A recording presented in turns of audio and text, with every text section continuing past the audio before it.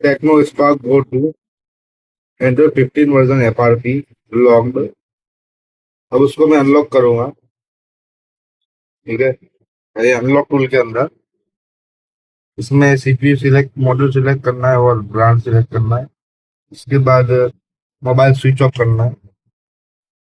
Switch off करने के बाद मोबाइल डाउन की से कनेक्ट करना है।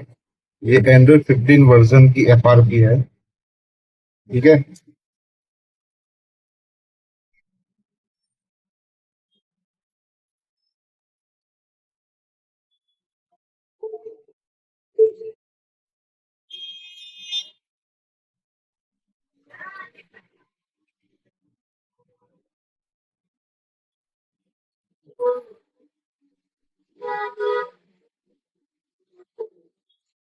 FRP डन हो चुका है।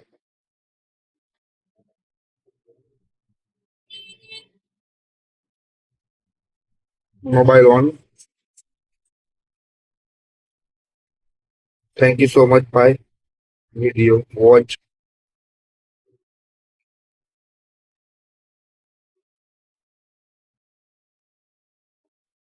अनलॉक टूल में डन।